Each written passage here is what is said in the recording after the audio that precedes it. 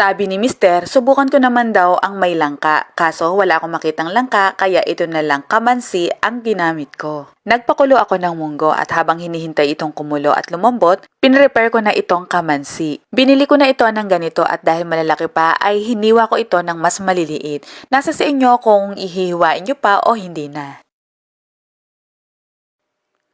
Pagkakulo nitong munggo, nung malambot na ay minash ko ito. Pupwede rin naman na hindi na ito i-mash, nasa sa inyo naman yan. Ako, mas gusto ko siya ng ganito. Ngayon naman, magsimula na tayong maggisa.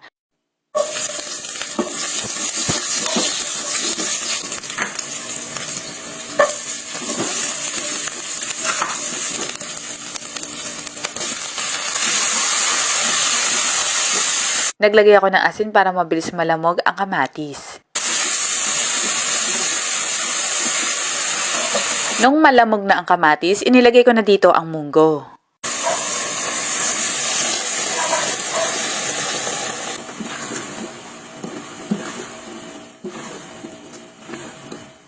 Tapos, ibinus ko dito ang pangalawang gata.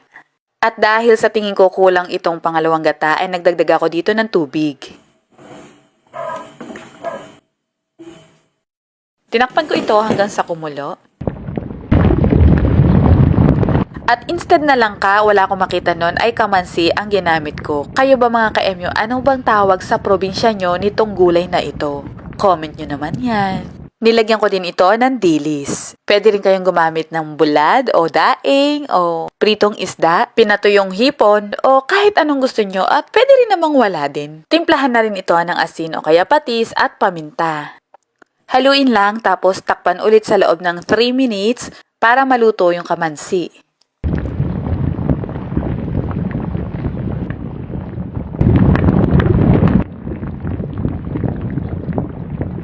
Tapos naglagay din ako dito ng siling green at inihalo ko na rin ang kakang gata.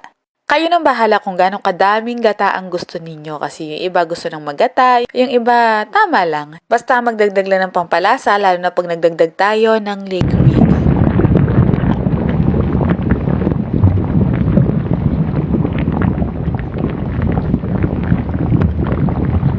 Pagkalagay ko ng dahon ng malunggay, saglit ko lang tong hinalo pero pinatay ko na ang apoy dito. Actually, pare-pareho kaming hindi pa nakakakain nito. Yung ginataang munggo na may langka at may dilis. So, first time namin niluto pero masarap. Tamang-tama din pala na mas masabaw yung niluto ko kasi ang sarap lang niyang higupin lalo na't mainit talaga yung sabaw.